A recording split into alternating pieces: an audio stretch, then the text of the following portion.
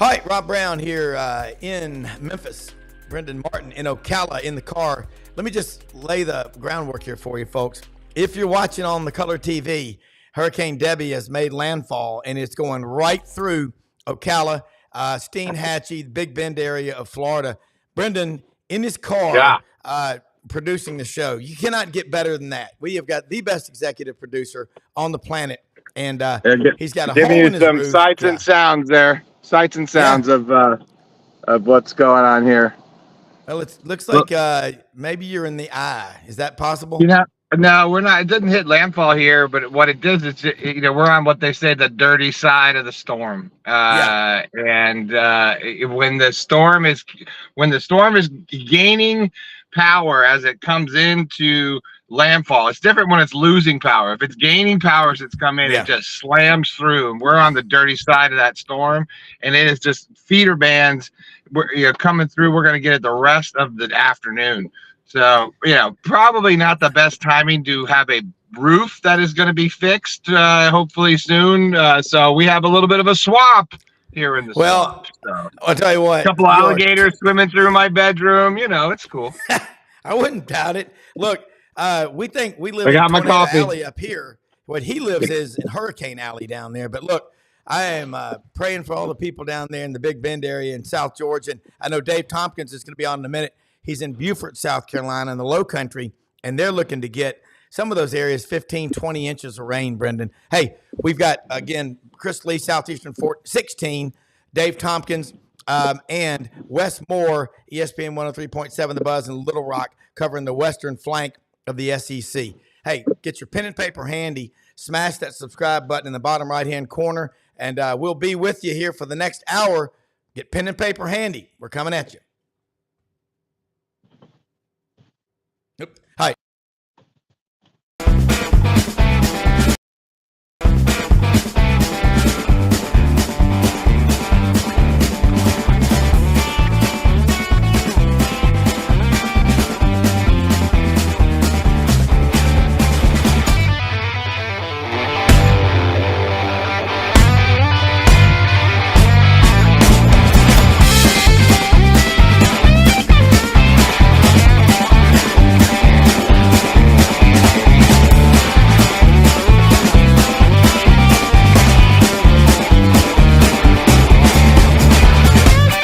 Sidelines with Rob Browne.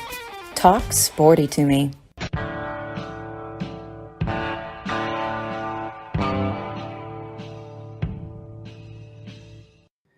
All right, Brenden, we got Dave Thompkins here, Chris Lee, and guys, Brenden is in his SUV producing the show as Hurricane Debbie comes ripping through there. So got to love this kind of production. You can't get any better than this. Let me say, I'm looking at something, Chris and Dave, that I've noticed. A lot of people are talking about, hey, some schools in the month of October have no home football games. I guess that's part of life with the new Sweet 16 that we have, Chris.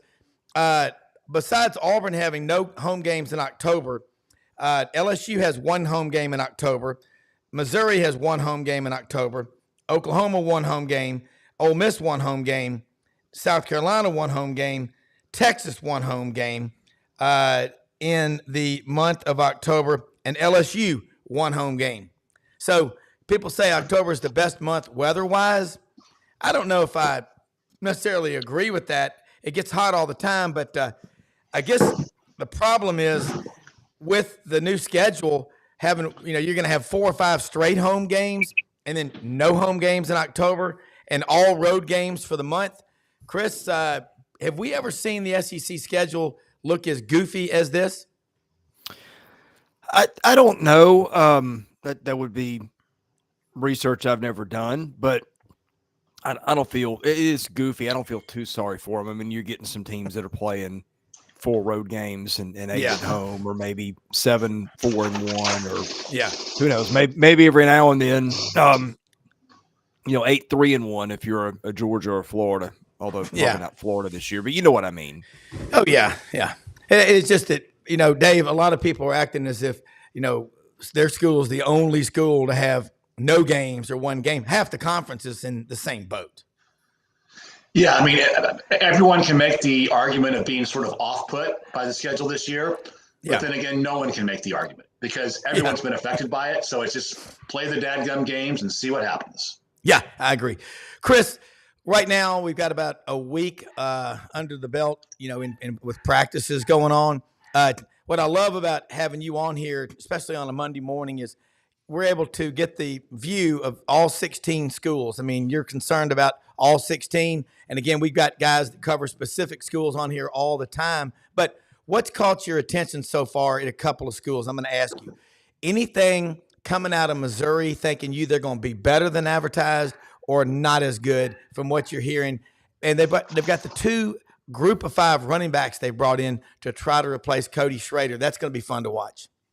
Yeah, to be honest, I don't start dialing in really heavily at this point unless there's an injury or something. Because, I mean, like I've been out to my guys and my staff. We've been out to Vanderbilt. Like, they're just now getting the pads on. Yeah. So I don't know how much we learned from the Shells Olympics, where you're running around helmets and shorts and everything like that. And most places you're not getting access anyway. I mean, I think the big thing obviously was the off the field thing at Georgia where Ra Thomas got dismissed. Yeah. That's probably the big story so far. And I'm not entirely sure how much that affects them because they've got so many guys at receiver. No, where that affects them is if they get 2 or 3 other guys hurt. But I mean, they've got 8 or 9 playable receivers anyway. So, yeah.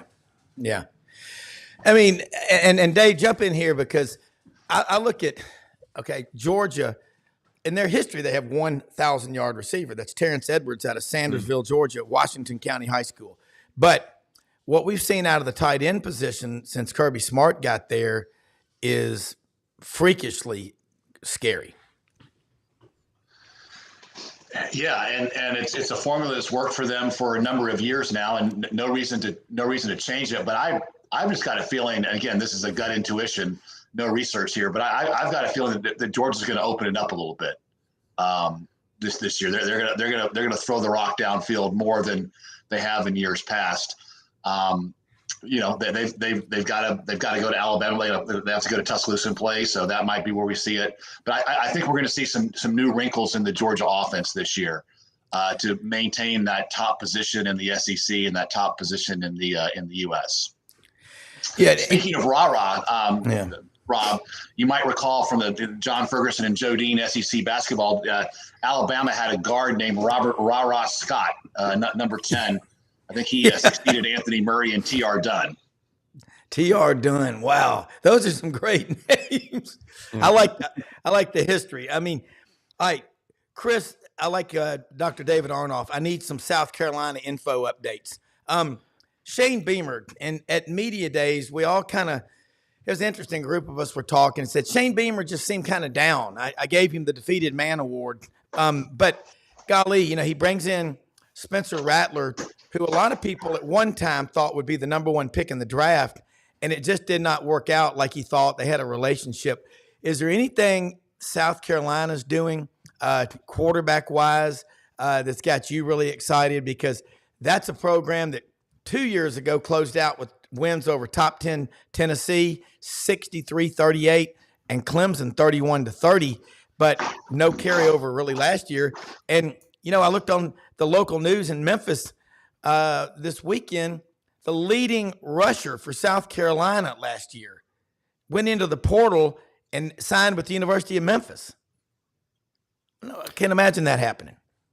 Yeah, well, they got a big upgrade at running back because they got Rocket Sanders from Arkansas. Presumably he's healthy. So, I mean, I think the question with them is Lenore Sellers. He's never really played. He's a red shirt, or excuse me, I guess he got a red shirt last year. He played a little bit, but he's a freshman. He's a big kid. He's mobile. I think he ran for 1,300 yards or something like that his senior year of high school. So I'm kind of watching how do they reload, and run the ball, because it's been a minute since they've run the ball pretty well. Yeah. Receivers are kind of new guys, and Nick Harbor, who was an Olympic caliber sprinter, but, kind of a guy that was a utility guy, I guess, for lack of a better term, in high school. How do they make him into the superstar that they thought he would be when they signed him, pretty much a consensus top 25 recruit. So those are things I'm kind of looking for there with the Gamecocks. Yeah. They've got an interesting schedule that they open with Old Dominion. So there's a W. Then they travel to Lexington to play Kentucky. I mean, that's a winnable game. Let's assume they win. They got momentum. Then they host LSU.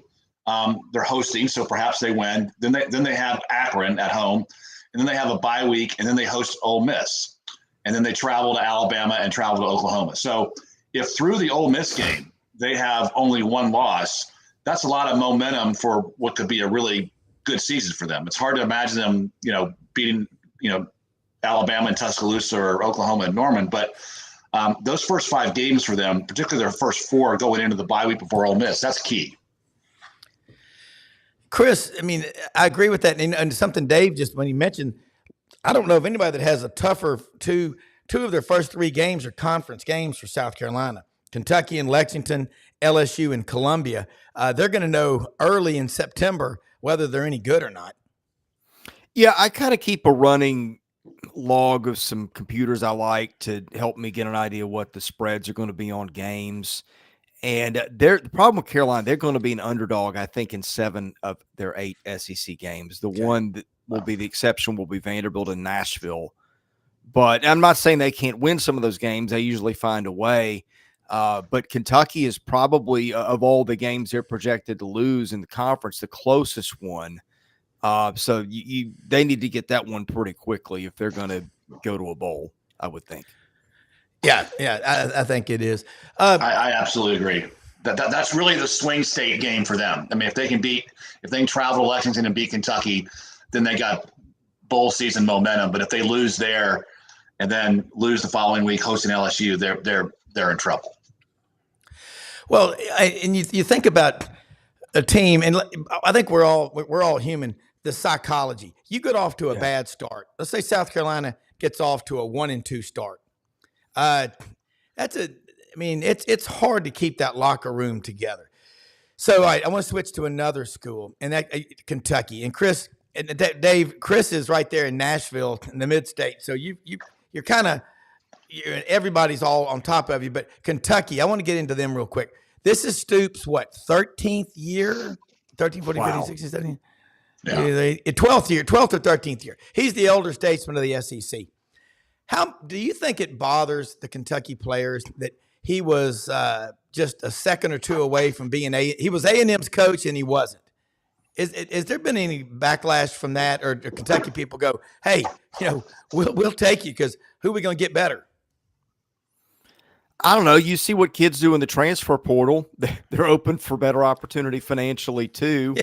Some of them stick with their opportunity. Some of them move on. But I don't know how at this point, there might be a true blue loyalist or 2 on that team. But for the most part, the players do the same as the coaches do. Yeah. I think Kentucky is the ultimate meets expectations team in the SEC. Yeah. They never exceed expectations.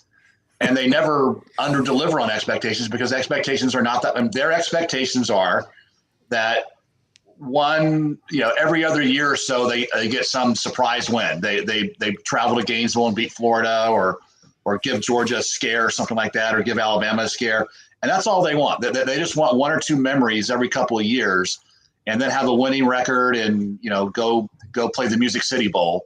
I mean, those are their expectations. Obviously, they're a lot different in basketball, but those are their football expectations. Yeah. Chris, Tennessee, that's a program. Nico Iamaleava, you look on the front cover of Football Time magazine, Heisman Trophy candidate. Man, we are quick to jump the gun, but after we started giving freshmen the Heisman in 2012 with Johnny Manziel, and when Tebow won it as a sophomore in 2007, by the way, I still can't believe in 2006 and 2007, Darren McFadden didn't win the Heisman Trophy at least one of those years. There's Herschel Walker, Bo Jackson, and Darren McFadden.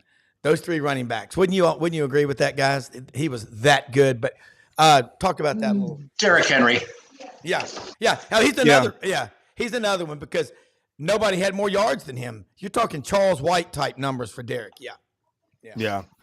Tennessee's going to be interesting. Nico has not played as much football, I think, as some of the quarterbacks he's going to be going up against. I think he was a converted volleyball player who maybe came to football a little bit later. It doesn't mean that he couldn't challenge for the Heisman. I think their schedule's going to help them out. I think other than Missouri, Tennessee probably got the easiest schedule top to bottom with non-conference games included. They're going to be a double-digit underdog against Georgia. Every other game, they're going to be favored or like a slight underdog. Alabama at home, Oklahoma and Norman, which I think will be one of the most fun games we'll see all year. Yeah. So I think schedule helps them. And I'm not saying they're not a good team, but let's be real. That's one reason Missouri's in the playoff topic conversation too, because Missouri's also got an easy schedule and also a good team. But I think that's something to watch. Is they're not going to be an underdog too many times this year based on what I'm seeing. Yeah. And I think they have a barometer game. Rob, this weekend we texted back and forth about the ACC and what to make of it. Yeah. And there's a barometer game where they travel to Charlotte to play NC State. Yeah. And NC State is, the Wolfpack is one of the top 2 or 3 teams or projected to be in the ACC, playing against a team that's sort of middle of the pack in the SEC. Hosting Tennessee. So that's going to be a real barometer game for the differential between the two conferences.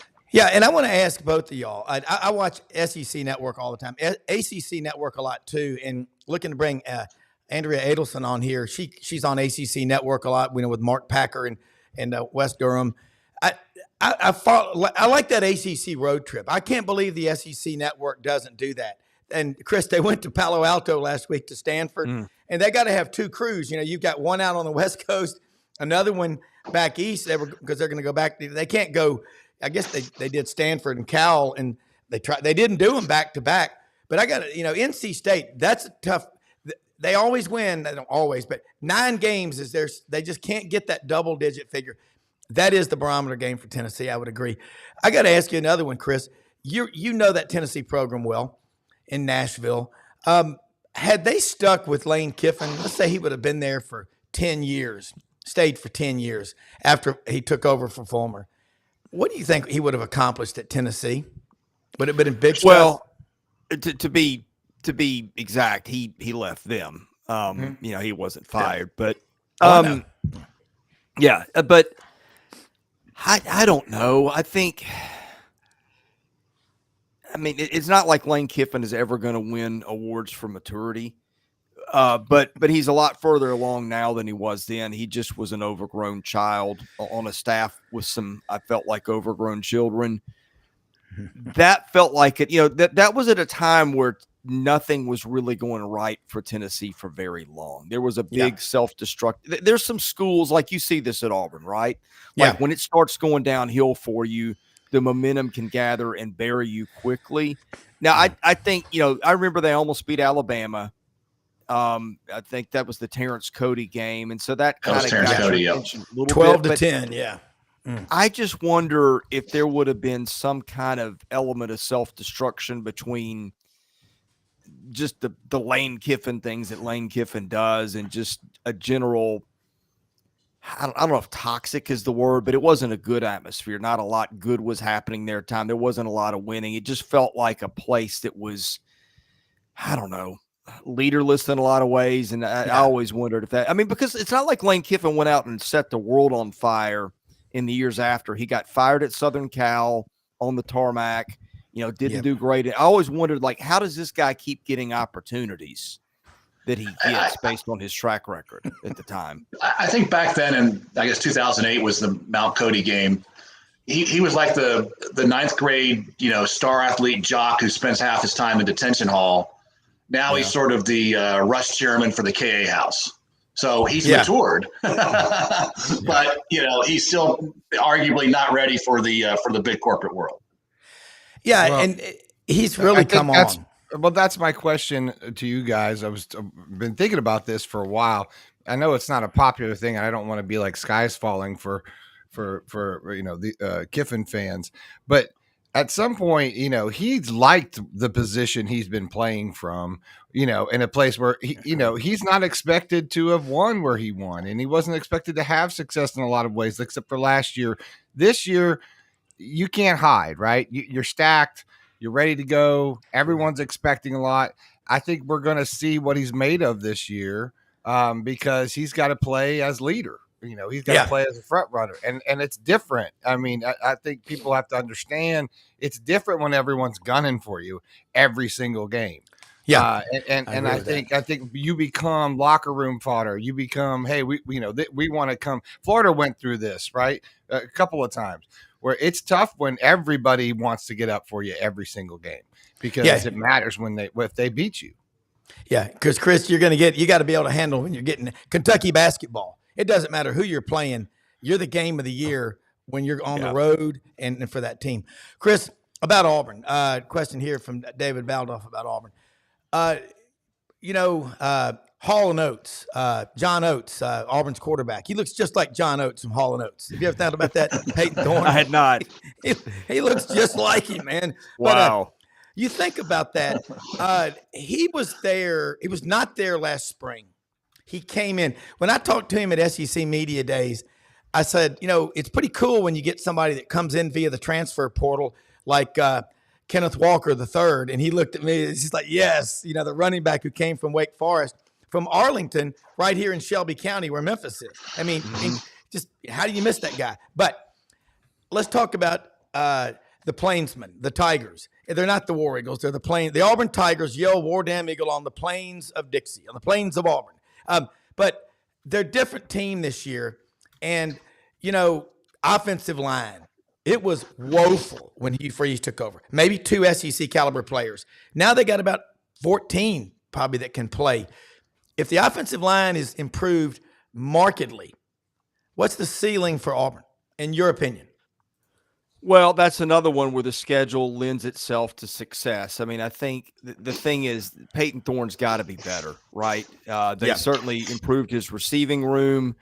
Like you said, you would hope the line would be better. I think, Peyton Thorne, you go back a couple of years ago, he threw for 3,200 yards. Yeah. I think at Michigan State one year and started running a little bit last year. So, I mean, the question that's I don't know if there's a player in the league that, well, I mean, there are, but he's at the top of the list of guys like his range of performance really determines what that team does or doesn't do. And I mean, they've got one of the easier schedules in the league. I think they need to win 7 or 8 games, or I'm expecting people to start panicking a bit if they don't. Yeah, nowhere to run, nowhere to hide. Speaking of lookalikes, I think Walker Kessler is the 7'1" version of Quentin Tarantino. But Auburn has to be, Auburn's opportunity is to be undefeated going into October, because October obviously is the gauntlet where they spend the entire month on the road. Yeah. I mean, at Kentucky, and you got to play at Georgia, at Kentucky, and at Missouri. And and you think about that. And I listen to Chuck Oliver. I like to listen to his show every day. Made a good point. Auburn's 4 road games, at Georgia, at Kentucky, at Missouri, and at Alabama. Those 4 teams could easily win 40-plus games in the regular season. I say easily, but very likely are going to do it. All right, another one, Chris, let's take a look at is Arkansas. Got the chance to talk to Talon Green, the quarterback. Arkansas, he's a Dallas kid, came from Boise State. Bobby Petrino is going to make a difference. Whether you like him or not, he knows he's one of the best offensive minds in football. But that being said, they don't have a ton of depth at Arkansas. What's going to be the magic number, or what's got to happen for Sam Pittman to remain the coach at Arkansas? Well, I mean, I would think finishing under 500 would sort of be a disqualifier. It's hard once the pitchfork brigade starts to keep your job. You've got to do something pretty spectacular. Usually I would think they'd at least have to get to 500. I don't see the schedule allowing for it. They're probably going to be underdogs 8 times more or less. Again, not a super easy conference schedule. They compounded it with the trip to Oklahoma State. That won't be easy. I think it's going to be tough for Sam Pittman to get to 500 and keep his job. I hope I'm wrong, because I really like him, like having him in the league, but it doesn't look great. Yeah. he sure could help his cause by going to Stillwater and beating Oklahoma State. Yeah. That would really help his cause. Yeah, Yeah. it really would. Another one, Chris, that no one's really talking much about, but Jeff Lebby. It always gets me when he was with Lane Kiffin at Ole Miss and Matt Corral, that 21 team. Had they not had to deal with the loss, of him going to Oklahoma, he was there, but he'd already checked out. You know that. Yeah. Jeff Lebby. He and Kiffin they coached together. I think that people always try to make it like there's this hate relationship, but Jeff Lebby is a hell of a coach. I think Mississippi State's going to be a team that will be dangerous this year because they've always got athletes in the maroon and white. It's Scott Field in Starkville, Mississippi. I miss Jack Crystal more every year. I'm a little more pessimistic on them than you are. I think they and Vandy are going to battle it out for, who's 15 and who's 16. Yeah. The problem they have, and they did a really good job of hitting the portal. They got their quarterback in Blake Shapen. They got 3 or 4 nice receivers out of the portal. They got the most productive tight end in the league based on what he did last year in the Traore kid from Arkansas State. Yeah. You start to look at it otherwise, and it's like that scene in Major League where they get the opening day roster in the paper, and they're all going, who are these guys? Their right side of the offensive line, I don't think, has ever had a start before. Their defense is a bunch of guys who've played, 3 or 4 games here and there. Now they've got some experience in their starting core, but they brought in some transfers who didn't play much other places who were going to be counted on to do some things for them.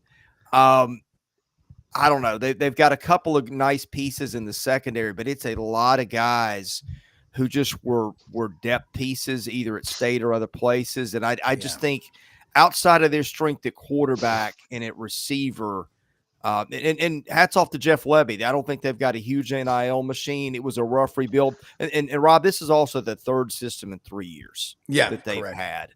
Yeah. So I think they're fighting an uphill battle, and I'm not certain they're better than Vandy.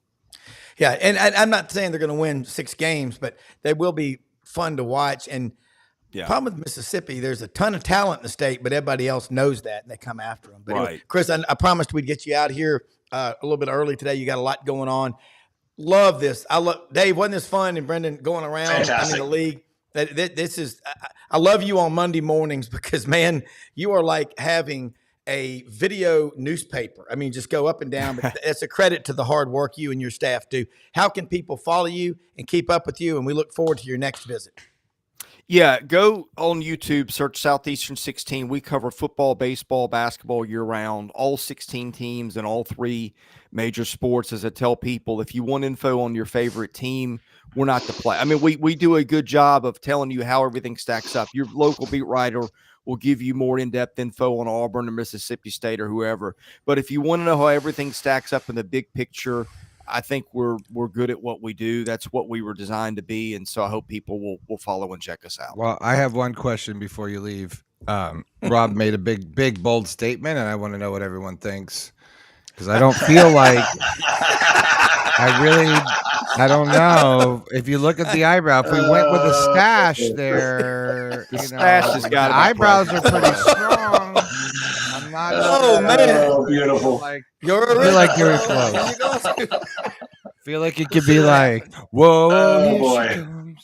Yeah. Watch well, boy, we'll have to see about that. But hey, if he has the kind of career that John Oates has had, that'd be pretty cool. But anyway, just don't be a man eater. She only come out at night. She only come out at night, baby. Yeah, that's right. Well, Chris, look, man, I'm glad you're feeling better. Always love having you on. You are, absolutely know your stuff. Southeastern 16. Love the new logo in the background. Audrey was commenting on it. She goes, man, you need to have something cool like that. Well, I've got the map. Barnwood Brenda made me. But anyway, calm Southeastern down, Audrey. 16. Calm down with new logo design. Just calm down. She's, okay. She's got gone to away. do right now. All right. Chris, take care, man. Thanks for being on with us. Hey, thank you, Rob. You bet. Hey, let me say something real quick about our sponsors. We got a lot of sponsors, and I want to say something about our good friends over there at Coolmore Logistics Transportation in Memphis. They are Memphis-based with a global reach. Anything you need shipped, seed, cotton, lumber, steel coils, bricks, they can get it out there. The call comes in to Coolmore Logistics. They put the word out. They post it. Their phones absolutely blow up. I'll be over in the headquarters here right after the show today. Also, Hewlett and Dunn Boot and Clothing Company on the historic square in Collierville, Tennessee. I was out there Friday, picked up a new pair of boots, Greater Kudu boots, my friends. These things are, let me show them to you. Well, here we go. Made out of, these are good looking boots, man. Got these out there at Hewlett and Dunn this past Friday. Charles Hall and J.M. Huffman were in there. They've got ostrich boots. They got these paraqualia, these fish scale boots that are absolutely the coolest boots. But they've got Duckheads, Filson. All the new fall fashions are starting to come in. Rumble Boxing, 1835 Union Avenue, Midtown, Memphis. Open every day of the week. RumbleBoxingGym.com. How you fight is how you live. And the Vitamin Shop, Oxford and Olive Branch, Mississippi. Every location open daily, Monday through Saturday, 9:30 a.m. to 8 p.m. Sundays, 10:30 a.m. to 7 p.m. They actually have people there. If you call on the phone, that can help you get the right supplements. I buy shot blocks. I buy goo. I buy the muscle recovery after workouts. They've got something that'll fit everybody's needs. I can promise you that. The Vitamin Shop, the great folks, Justin Ross, Oxford, Mississippi, and Olive Branch. Check out the QR code. You can order and they'll ship it to you from anywhere. Tom Martin's Body Shop, Matei's Garage. We'll talk more as the show goes on. Dave, I thought that was a cool discussion, bouncing all over the SEC. And I absolutely agree with you. The man from Yulee, Florida, Derrick Henry, remember when he came on the scene in the Sugar Bowl in 2013, Oklahoma, Alabama, and he busted that run up the middle, and everybody was like, my God, 6'3", 245 pounds. When he had like 2,147 yards at Alabama when he won the Heisman, no one, Bo, not Herschel, not Darren McFadden, D-Mac, none of them have ever done that. So, yeah, those are the four greatest running backs in SEC history and four of the greatest in college football history. Agreed? I totally agree. I think he is the most prolific Alabama running back in terms of was dominant in college and now is dominant in the NFL. Oh, yeah. You go way back, and Bobby Humphrey had a great career for the Broncos, and there's Mark Ingram's done okay, but rarely has there been an Alabama running back who is just that great in college and then it translated to the NFL. By the way, I guess it's because of Hurricane Debbie. What's Brenden doing wearing Seminole colors today? That's what I wear when I'm cleaning up trees and crap in my yard, Dave. Let's bring in Wes Moore, ESPN 103.7 The Buzz in Little Rock, and we kind of hang in here, keep the ship going. Wes, right now we're talking with Chris Lee of Southeastern 16. I've got Dave Thompkins and our executive producer Brenden Martin on here. What's the word on the western flank of the SEC with Arkansas? And you keep up, obviously, with their opponents, Texas, Oklahoma State, Oklahoma, Missouri, A&M. But let's get your thoughts on right now, August 5th, the state of the western flank of the SEC. Everything's pretty good in Arkansas right West now. There. About... Okay. Let's see. Brenden, are you there? Dave. I could hear Wes. Yeah, we can hear Wes. Clear to me. We can hear. I can't hear Wes. Yeah. Yeah, your internet's gone back. You want to switch to your backup there, Rob? Okay, I'm going to my backup. Here we go. We'll bring it. Wes, I don't know if you heard that question. You want to go ahead and answer it? We're going to bring Rob. This hurricane is causing major issues down here for us, so we're endeavoring to keep everyone alive. So go ahead, Wes, and welcome to the show. Yeah, good morning, guys. Yeah, here in Arkansas, honestly, everything's about Taylon Green. It starts and it ends with quarterback, and then bring in Bobby Petrino and his new offense. How is the quarterback going to impact that offense? And that's the big question mark. And so far so good.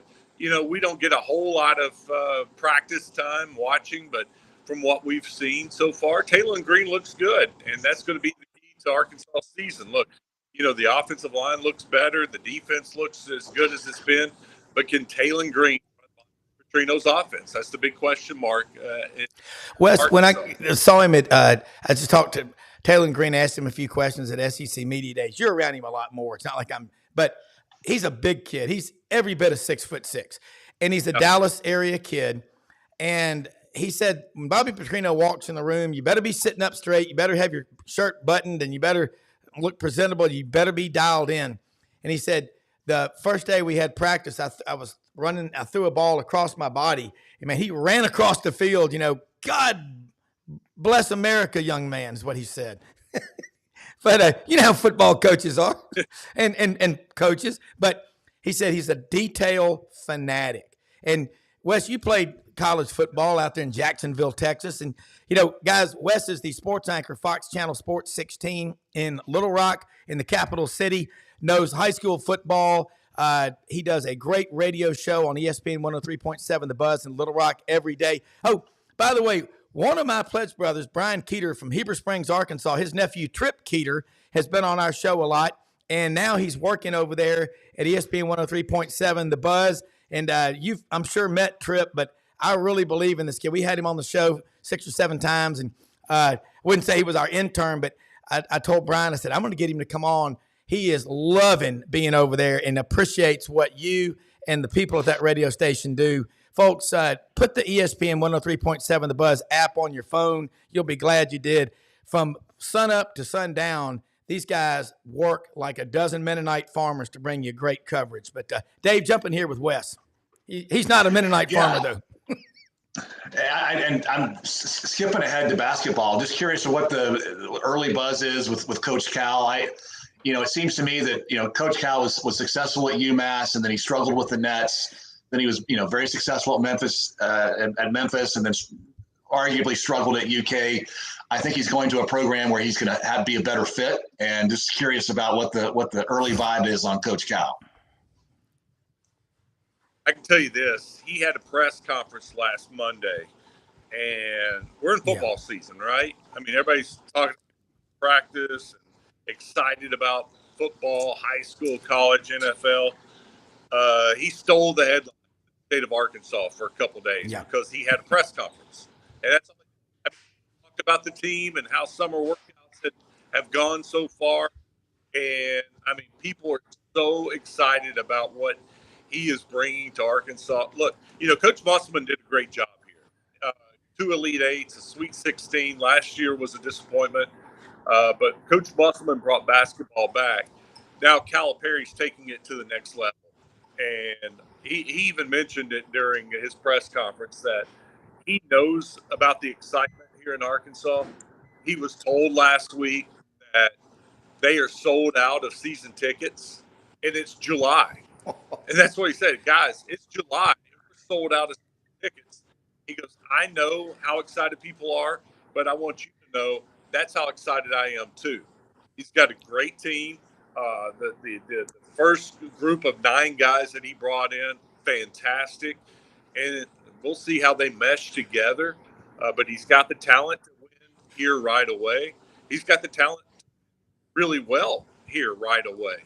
So that has the entire state excited, looking forward.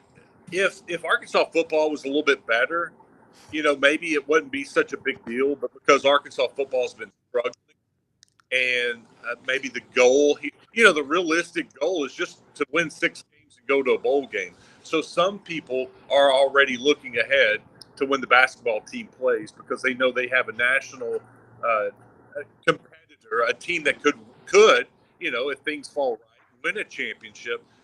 In football, that's not going to happen. So some people are already looking ahead to basketball season. And Dave, go ahead. Yeah, I think Arkansas is a case wherein the best way for the football team to return to prominence is for the basketball team to become dominant. and for Arkansas to reach a Final Four and go back to the days of Nolan Richardson and 40 Minutes of Hell, and then that gets so much excitement about the overall Arkansas program, and Arkansas has so many other sports where they excel. I think that really creates a rising tide situation wherein the football team can go from a 6-win season to a 9-win season or something like that. I mean, that's a personal opinion, but it kind of feels that way. I think they made a great hire in Coach Cal. I think the planets align there. You make a great point, because what Calipari did was bring in some big money, and that got people excited about the program. And now you need that big money to get excited about the football program, because you guys know it's all about the money that you raise in NIL that you can pay out. It's a lot easier to raise, $5 million for football or for basketball, I'm sorry, and you have a great squad. Well, $5 million is not going to cut it for football. You've got to get those guys involved and some others. And I think you're right. You get a little success and people see, what? And when I say people, I mean big money people get excited about the basketball program, and they see that money that they're donating pay off in the form of a championship or a deep run.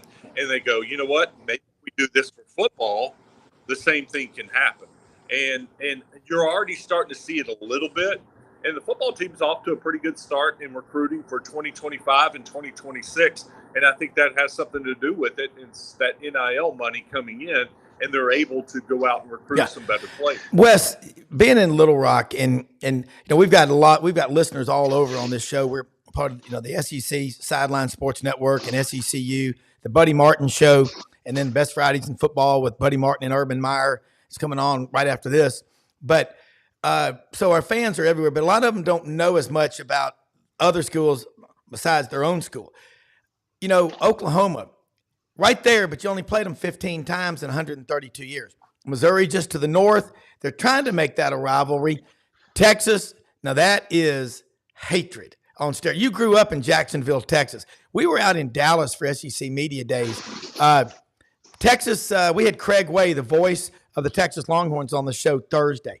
Talk about just how the Arkansas fan base is getting fired up about getting to play these schools, and they've got the annual game with A&M at Jerry's World, and I don't know, that has not worked out well, but DFW is the biggest out-of-state alumni base for Arkansas in America. Yeah, the A&M game, this will be it in Dallas as far as every year. This is the last one, and it started off well, and I think more than anything, I think fans want to get A&M on campus. They want to go to A&M, and that's the only reason why that didn't work out a little bit better. And it was good in the beginning, but as far as Texas, it's just the way people are brought up.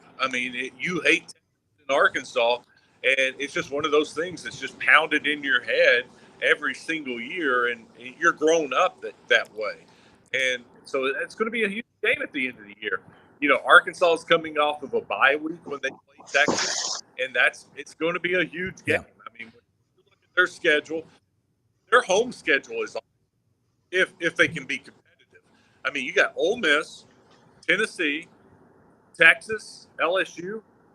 Those 4 teams, that's as good as it gets for a home schedule. And it's like, I was telling a buddy this, that, buy season tickets, and he's like, yeah, it's great unless you lose all 4.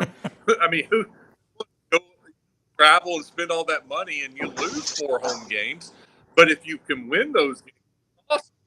And so you look at that schedule and Texas being a part of that after a bye week, it's going to be fantastic. Everybody remembers 2021 when Arkansas just stuck it to Texas and stormed the field, and that was a big win for Sam Pittman to get his career going here at Arkansas. But he needs more of that. He needs some signature wins this season, and Texas is one of those games that's going to be really big for this program. It will. And I got to ask you, you think about the Texas, and they're going to play Oklahoma in the Red River Shootout. And did you grow up a Texas fan living in Jacksonville, or were you an Aggie, or what were you? Cowboys?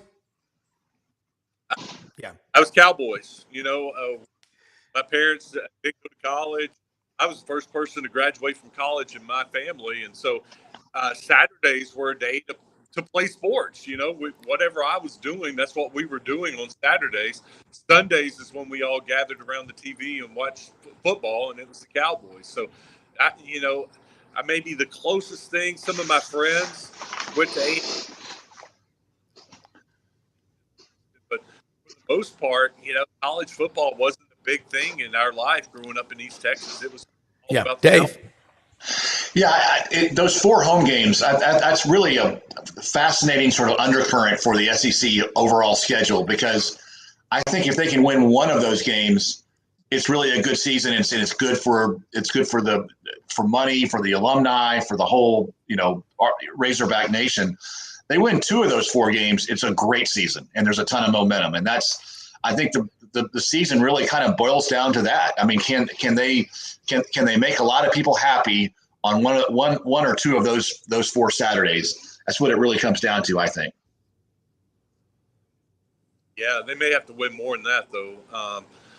You look at the 4th non-conference game is against Oklahoma State in Stillwater, second week of the season. That's going to be a tough game. So you got 3 non-conference games that you better win.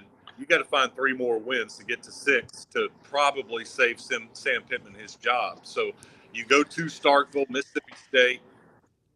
You're gonna have to win a couple more home games, or maybe 1-2 home games to really keep his job, to keep this, build on what they're trying to do here. So, I look at the Tennessee game as a possibility. LSU I've got circled on my calendar as an upset because Arkansas is coming off that bye week. LSU plays Ole Miss the week before. I think they're catching them at a good time, and there's a good chance of Arkansas pulling off an upset there. The Texas game. Like I said earlier, Arkansas is coming off of a bye. The Texas game here means a lot more than it does to Texas coming here. Yep. You know what I'm saying? This is a huge game. Texas is it's just another game. That's all it is. But here, it's going to be like a Super Bowl. So there's a chance for an upset there. But you're right. You've got to win one of those 4 home games just to keep the fans happy. The fans that are traveling and spending all that money. You don't go 0-4 and send people home every single home game. So you got to win one of them. I think you got to win 2 of them, and to get to that 6 wins, to keep the fans happy. Yeah, we're going to be doing sidelines up in Fayetteville the weekend of the Tennessee-Arkansas game. Going to be a guest of some Arkansas alumni that I met with in Little Rock back in April. We stayed down on the river. That's a beautiful city, Wes. I mean, it's really a beautiful city. I mean, I don't know, Dave, if you've been to Little Rock, but man, it's long time ago. Yeah. Yeah, I love that. I think it was also the people that I was with and their place down on the river. And you look back and you see the Stevens Tower, the largest off-Wall Street investment bank in America. They got some serious donors that can make things happen. I'm curious, and again, I get this question a lot, and you do too. Day in and day out on your show, the rivals. They've tried to make the LSU rivalry, but I think that's all out the window now that you got Texas. How big will Oklahoma be as a rival when you start playing them? Because it's going to be in every sport, and that's what's going to be fun. Yeah, just not there. You would think Arkansas, Oklahoma would be a natural rival, but they haven't ever they don't play enough to become a rival. They haven't done it in football. We had a couple games in basketball where they played and met in Tulsa, and I mean, I don't know how to explain it. It's just not. It's not Texas. I guess that's the best. I would imagine that anyone in Arkansas over the age of, say, 54 years old, still in their mind, it's at Southwest Conference, and Texas is the main rival. And they were Texas was the big brother, and Arkansas was the little brother, and the little brother wanted to beat the big brother, and they did that classic game in 1969, I think, and that was back then, that was the game of the century. And so there are plenty of alumni and plenty of boosters who still remember those days and are super, super excited about this upcoming season and having the bye week before hosting Texas. Yeah. Yeah, no, exactly right.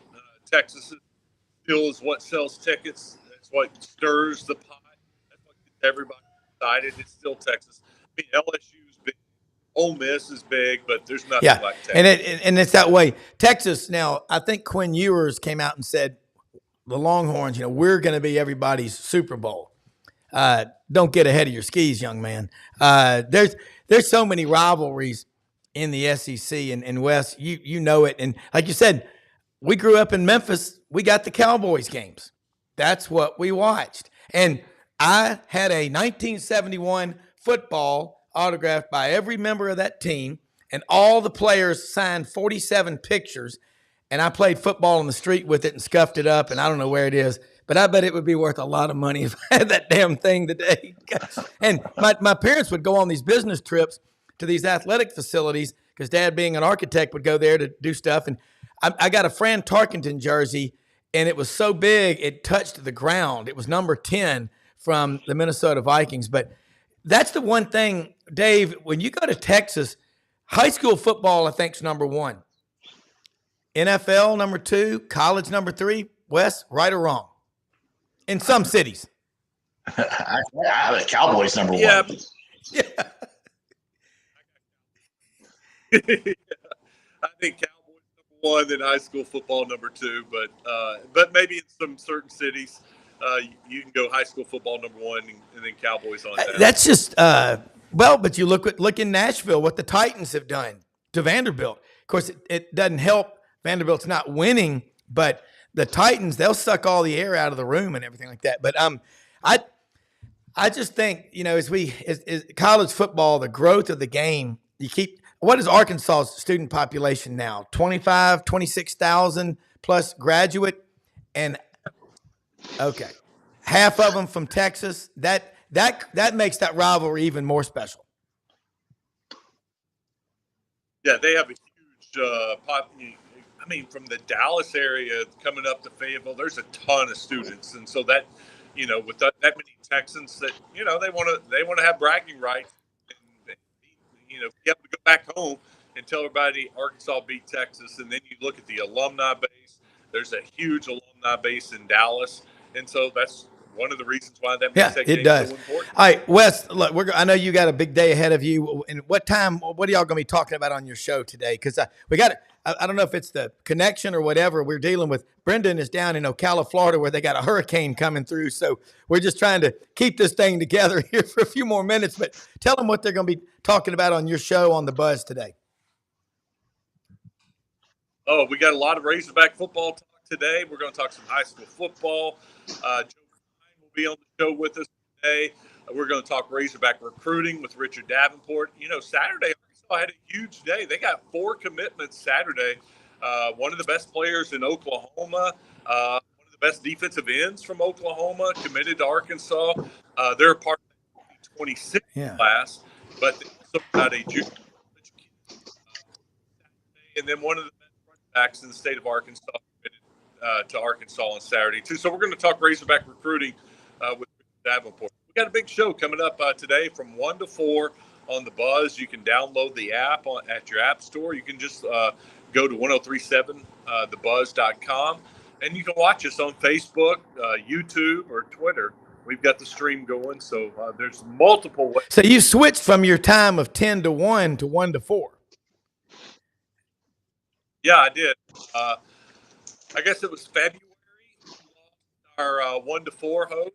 And Justin Acree, who I was co-hosting the show with, but he also is the general manager and runs the station. He asked me what I thought about hosting the 1 to 4 spot, and I jumped at the opportunity, to be able to kind of about what I talk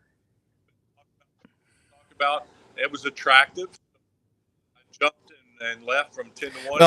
No, we're building this SEC Sideline Sports Network, and what we're trying to do is bring in shows like what you do and put them in one place where people can, get the 40,000 foot view and then dial in local. So want to make you part of that network. Wes, thank you. Let's do it again next week. Always appreciate everything you do. You're one of the best. You bet, guys. Y'all have a great week. Yeah, what can you say about our executive producer, Brenden Martin? Guy goes out in the car. One day he did a show chasing an 18-wheeler.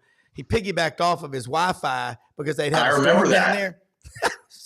You can't make this stuff up. I remember that. And, and he's on camera, off camera. When he has to be on camera because you're having a technical, he all of a sudden becomes a great host. I mean, he's just a man for all seasons. And I don't know where I went, Dave, by the way. I don't know where I was. I was like, where am I? I was like Admiral Stockdale on the debate. Where am I? Hey, a shout out to all the good people of Cedar Key, Florida. Cedar Key is a small coastal town on the Gulf right near Brenden. They're getting kicked in the you-know-what for the second year in a row. And it's really it's a town that time forgot. You go there, there's essentially no internet there. And it's just I just hate that the hurricane's hitting it again. It's just such a lovely little place. And so my heart goes out to those folks. And then I guess the hurricane's kind of headed toward us in Beaufort tomorrow. The storm's a rainmaker. I'll tell you that. That's the thing. It's people don't think it hits too much, but when you get 11 inches, 12 inches of rain, and it's still kicking us that because it's just we've been back around. So it's like, and then it pops up new storms. So it's just raking across the state, and it's like reminds me of like Hurricane Francis, where it just sat there. And it's just not really going anywhere. We need the rain, but trees start falling over and all that stuff, so it gets interesting. Yeah, not that much. Yeah, you're right, man. I'm watching it on Fox News out of Orlando. Somehow we've got it on one of these. We got so many stations we get, but like you said, Orlando doesn't cover Ocala, and that's not. I mean, they should, but. Statewide, they'll check in, but it's hard. It's far away. We get mostly Wesh. Not Wesh. We get TV 20 out of Gainesville. There's no local news here, so Facebook and social media becomes the way people communicate. So that's hard to believe. No local TV station in a town of 250,000, 500,000 during the wintertime. Yeah, well, then you got Tri County too. So you or Tri City. So you have Citra. And Denella and Ocala. So, and down there, you've got the river. So when you get all this rain, the rivers swell up, and that's where you got to watch the play. Steinhatchee. Wow. Yeah. It's a mess. Look, guys, great stuff on here today. We're working on getting Darren McFadden on the show. Talked to his coach from college over the weekend. So we'll be getting him on soon. But yeah, Herschel Walker, Bo Jackson, Darren McFadden, and Derrick Henry, those guys, man. And I know where they're all from. Yulee, Florida, though, where Derrick's from. Hey, God bless America. Be safe, all you people in the path of the storm. Dave, awesome stuff. Brenden, can't say enough good things about what you do. We find excuses to win. Tell your friends about us. SEC Sidelines, Sports Network, and SECU. Be back tomorrow. Thanks for watching.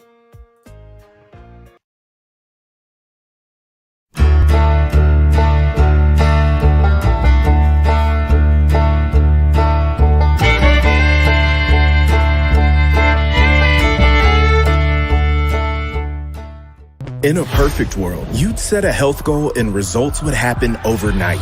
In this world, the real world, it takes time, dedication, and the right support to achieve your best self. The Vitamin Shop's health enthusiasts are here to make sure you're not wasting a single moment on the wrong supplements. From the highest quality sports nutrition and superfoods to the most sought after trends, you'll find a huge variety of science-backed solutions for every goal. And the people to help guide you along the path to greatness. Unbelievably, every 2 minutes in our communities, a child is either bought or sold for sex. I am Ari Dickey, board member for the Nashville Anti-Human Trafficking Coalition.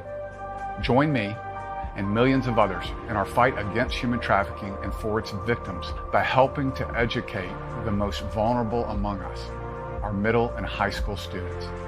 Go to nhtcoalition.org, become a partner, and help keep our families safe, because none of God's children are for sale.